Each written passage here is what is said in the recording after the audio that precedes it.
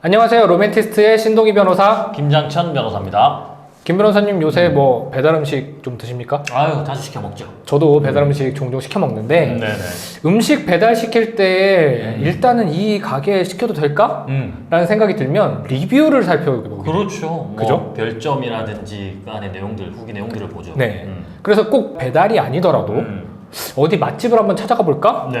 라고 해서 뭐 네이버 같은 거 네. 검색할 때도 네네. 그 네이버 지도에 음식점 표시를 보면 평점이나 리뷰가 있단 말이죠. 그렇죠. 그죠? 네. 그런 걸 확인해 봐요. 심지어 네. 저는 해외여행 갔을 때 구글맵 펴서 그 식당 찍어서 이제 리뷰, 그렇죠. 평점 네. 찾아보게 돼요. 왜냐? 남들은 이 가게를 어떻게 이야기하고 먼저 경험해본 사람의 의견을 우리가 한번 참고해보겠다. 그게 네. 실질적인 손님들이 써가지고 리뷰 후기가 좋으면 괜찮은데 오히려 이런 생각도 들어요. 너무 다 좋아. 하나가 안 좋은 게 없어. 약간 또 의심도 들어요, 저는. 그러니까 이렇게 요즘은 어떤 소비를 선택하는 데 있어서 리뷰라는 것이 굉장히 영향을 미치고 있다. 맞습니다. 그렇기 때문에 이 리뷰에 대한 법적 분쟁, 이슈가 점점 발생하고 있는 상황입니다. 그러니까 지금부터 저희가 배달 업체라든지 아니면 뭐 식당이라든지 네네네. 어떤 상품에 대한 리뷰를 작성하는 것에 있어서 어떤 법률 분쟁이 생길 수 있는지 한번 정리해 보려고 합니다.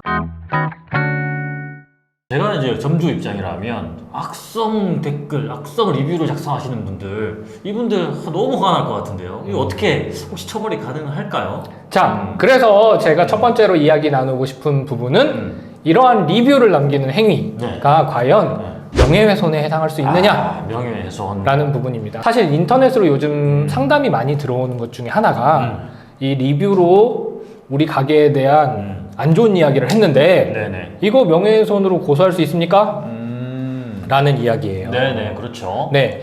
그런데 우리가 전에 여러 번 영상에서 이야기했듯이 그럼요. 그렇죠. 명예훼손이라는 것은 결국 사실의 적시를 통하여서 상대방의 명예를 훼손할 것을 맞습니다. 요건으로 하고 네. 있습니다. 일단은 이제 댓글을 다는 것이니까, 후기를 단 것이니까 공연성은 당연히 인정되겠죠. 네. 그리고 그 회사, 그 브랜드에 대한 리뷰를 작성한 거니까 특정성도 인정이 되겠죠. 네. 결국에는 사실인가 아닌가가 그렇죠. 문제가 될 텐데요. 사실의 적시가 있으면 그것이 진실한 사실이라면 진실한 사실 적시 명예훼손, 허위 사실이라면 허위 사실 적시 명예훼손에 해당할 수 있다. 네네. 이기 때문에 이게 과연 사실을 적시한 것인가의 문제가 먼저 판단이 되어야 해요. 그렇죠. 단순히 의견을 표시한 것인가, 네. 사실을 적시한 것인가. 그럼 제가 식당에서 밥을 먹고 리뷰를 남겼는데 이렇게 남겼다고 칠게요. 네. 이 식당 너무 맛이 없어. 이건 과연 사실의 적시일까요? 의견이죠. 그렇죠. 네. 맛이 없다는 내가 주관적인 판단으로 평가를 내린 거예요. 난 다 맛있던데. 저도 그래요. 그런데 만약 이 글을 남긴 사람이 내가 김치찌개를 시켰는데 김치찌개 안에서 파리가 나왔다. 이렇게 썼다면 그 파리가 나왔는지 안 나왔는지를 가려볼 수 있는 사실관계잖아요. 맞습니다. 그렇다면 실제로 파리가 나왔다면 진실한 사실, 파리가 나오지 않았다면 허위 사실이 되겠죠. 이렇게 리뷰에 진실한 사실을 적시했으면 진실한 사실 적시 명예훼손으로 가는 것이고 네네. 허위 사실을 적시했으면 허위 사실 적시 명예훼손으로 가는 것이에요. 그런데 김 변호사님 생각하실 때 김치찌개에서 파리가 나왔다가 진실한 사실이면 처벌이 될까요? 저는 안 될 것 같은데요. 그렇죠. 왜 안 될 것 같으신가요? 위법성 조각사역을 우리가 말씀 나누지 않았나요? 네, 바로 이 명예훼손의 영역에서는 사실을 적시한 경우에 그 사실의 적시가 공공의 이익에 부합할 때는 처벌하지 않는다라고 적시하고 있기 때문이에요. 그렇죠. 이제 타인을 비방할 목적으로 한 것이 아니고 공공의 이익을 목적으로 이 음식점에서는 파리가 나왔기 때문에 앞으로 조심하셔라. 그렇죠. 내지는 그 업주가 이제 조심해라. 라는 취지로 이제 말을 한 거죠. 그렇죠. 그렇게 알리는 것이 공공의 이익에 부합할 수 있기 때문에 이 부분은 처벌되지 않을 가능성이 크다라고 맞습니다. 판단할 수 있을 것 같아요. 다만 허위 사실 적시다. 그렇다면 처벌받는 거죠. 그렇죠. 명예훼손으로 처벌받을 수 있다는 점 꼭 네. 명심하셔야 할 것 같습니다. 허위 사실 적시면 명예훼손으로만 처벌받는 거예요? 자, 그래서 여기서 다음 단계로 언급하고 싶은 것이 바로 그렇죠. 업무방해와 관련된 이야기입니다. 업무방해가 뭐예요? 자, 업무방해라고 하는 것은 이 위계 혹은 허위 사실을 적시하여서 사람들에게 혼란을 일으켜서 어떤 특정인의 업무를 방해하였을 때 처벌하는 조항인데요. 여기서 이제 거짓말로 리뷰를 남기는 것이 바로 허위 사실의 적시에 해당할 수 있겠죠? 허위 사실 적시로 명예훼손을 하게 되면 그게 업무를 방해하게 된다라고 하면 업무방해죄까지 같이 처벌을 받게 되는 그렇죠. 거죠. 특히 식당이나 뭐 배달업체 같은 경우에는 음식의 질과 관련된 허위 사실을 적시하면 당연히 업무방해가 일어날 수 있겠죠? 그렇죠. 그리고 어쨌든 매출에 굉장히 치명적인 이제 타격을 입을 테니까요. 네. 이게 만약에 사실의 적시가 아니고 너무 막 모욕적인 언사로서 이 가게에는 원색적인 막 욕을 하는 거야. 그러면 또 처벌받을 수 있지 않을까요? 그죠. 뭐 예를 들면 사장이 XX 자식 뭐 이렇게 쓰면 당연히 모욕에 해당할 수 있겠죠. 그렇죠.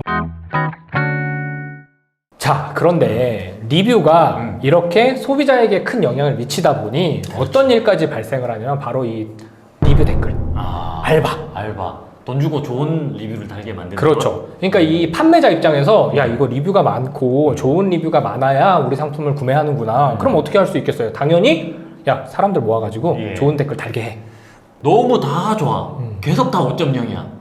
그러면 이게 뭔가가 참 찝찝한 생각이 드는 거예요. 그래서 이런 행위들로 인해서 소비자가 좀 속아가지고 물건을 살 수 있는 상황이 되면 이거 좀 문제가 아닌가라고 생각할 수 있을 그렇죠. 거란 말이죠. 그래서 이런 것들을 국가가 제재하는 네네. 사건이 있었거든요. 그래요? 어떤? 그래서 이 사건을 소개해드리려고 합니다. 네네네. 불과 얼마 지나지 않은 한 1년여 전에 특정 업체가 이제 리뷰를 달아주는 이제 업체와 계약을 하고 네. 거기서 이제 허위 리뷰를 막 달게 한 거예요. 그런데 이게 그냥 구매자도 아닌데 막 허위 리뷰만 많으면 요새는 소비자들이 잘 알기 때문에 야 이거 뭐 물건도 안 사고 거짓말 한 건가 보다 이렇게 하니까 이 사람들이 어떻게 했냐면 빈 박스를 막 보내요. 빈 박스를 댓글 다는 사람들한테. 그러면 이 사람들이 빈 박스 막 찍어요. 내가 이거 받았다. 구매한 사람처럼. 그리고 댓글을 막 수백 개씩 다는 거예요. 그렇게 하다 보니까 당연히 소비자들은 이거 실제 구매자들의 리뷰네, 믿어도 되겠다라고 그렇죠. 생각하고 저라도 믿을 것 같은데요? 물건을 사기 시작한 거예요. 근데 이게 그런 식으로 허위가 개입되어 있다라는 사실을 알게 되고 이제 공정거래위원회에서 그 해당 업체에 억 단위의 과징금을 부과한 사건입니다. 억 단위 이상 부과해야 돼요. 이거.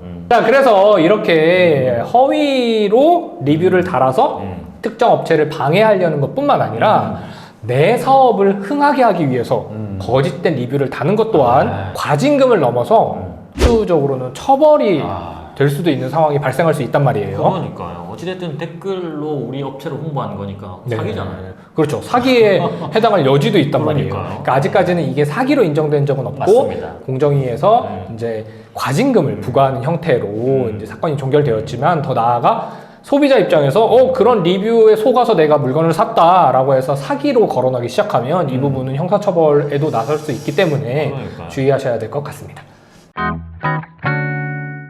네, 그러면 혹시 서비스 주고 뭐 만점 후기를 뭐 권유한다거나 이런 거 이거 혹시 법적으로 문제되진 않을까요? 그렇죠. 배달 어플 보다 보면 리뷰 작성해 주시는 분께 뭐 이벤트로 뭐 음료수를 드립니다. 뭐 만두를 드립니다. 뭐 이런 것들이 있단 말이죠. 네. 거기 타는데.